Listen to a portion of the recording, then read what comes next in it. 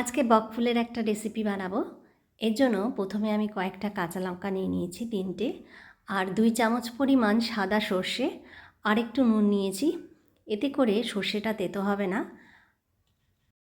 শিলে এগুলোকে ভালোভাবে একটু বেটে নেব। একদম মিহি করে বেটে নিচ্ছি। আপনারা চাইলে এটা মিক্সিতেও পেস্ট করে নিতে পারেন। এরপর কড়াই বসিয়ে দিয়েছি।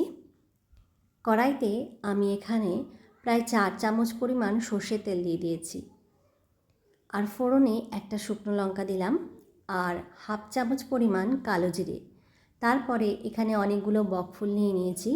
বকফুলটা ধুয়ে ভালো করে বোটা ছাড়িয়ে তারপরে কড়াইয়ের মধ্যে দিয়ে দিলাম। এখানে পরিমাণ মতো হলুদ আর একটু নুন দিয়ে দেব।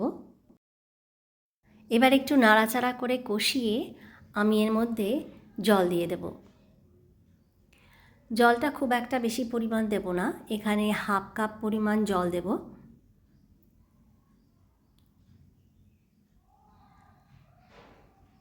তারপর যে সর্ষেটা বেটেছিলাম সেই সর্ষেটা এখন দিচ্ছি।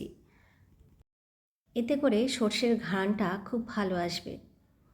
তারপর একটা ঢাকনা দিয়ে এটাকে ঢেকে রাখবো 5 মিনিটের জন্য। 5 মিনিট বাদে দেখুন জলটা শুকিয়ে এসছে। সামান্য একটু গ্রেভি থাকবে সেই অনুপাতে রাখবো। স্বাদের জন্য একটু চিনি দিচ্ছি আর উপর দিয়ে কয়েকটা ধনেপাতা ছিটিয়ে দিলাম। এটাকে মিক্স করে নিলেই বকফুলের রেসিপিটা তৈরি হয়ে যাবে। গরম গরম ভাতে এই বকফুলের রেসিপিটা আপনারা বাড়িতে একবার ট্রাই করবেন, খেতে কিন্তু অসাধারণ লাগে। শীতকালে বকফুলের এই রেসিপিটা খেতে খুবই ভালো লাগে। আপনারা কিন্তু অবশ্যই বাড়িতে ট্রাই করবেন আর আমাকে কমেন্ট করে জানাবেন যে কীরকম হয়েছে রেসিপিটা। আরও একটা রেসিপি দেখাবো, সেটা হচ্ছে কাঁচকলা দিয়ে হবে। তো আমি এখানে 2টো কাঁচকলা নিয়ে নিয়েছি। কাঁচকলাটা একটু ছাড়িয়ে নেব খোসা। গায়ে একদম স্কিন থাকবে না সেইভাবে খোসাটা ছাড়াতে হবে। শুধু কলাটাকে নেব আর সব খোসাগুলো ছাড়িয়ে ফেলব। তো দেখুন আমি এইভাবে সব খোসাগুলো ছাড়িয়ে নিয়েছি আর পিস পিস করে নিয়েছি। তারপর একটা মিক্সার জার নিয়ে নেব, তার মধ্যে এই কলার টুকরোগুলো দিয়ে দেব। তারপর একটু নারকেল দিচ্ছি, এটা কচি নারকেল,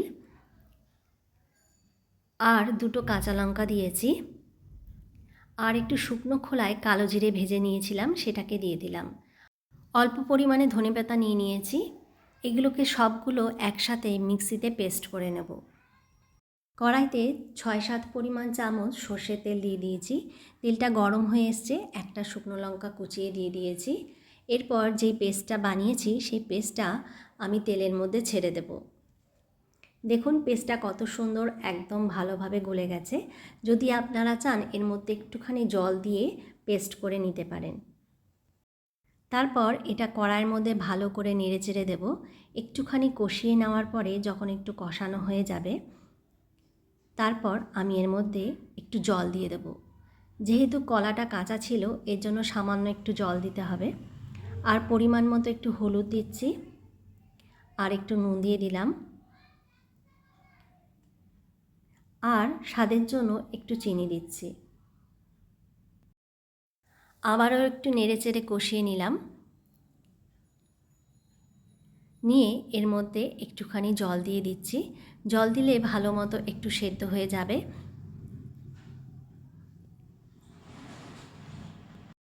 এবার ভালো করে মিক্স করে মিডিয়াম টু লো হিটে এটাকে একটু অনেকক্ষণ সময় ধরে নেড়েচেড়ে রান্না করতে হবে। তাহলে জলটাও শুকিয়ে আসবে আর ভালো মতো কুক হয়ে যাবে। খুব অল্প সময়ের মধ্যেই এই রেসিপিটা তৈরি হয়ে যায়। এই ভর্তা রেসিপিটা অবশ্যই আপনারা বাড়িতে ট্রাই করবেন।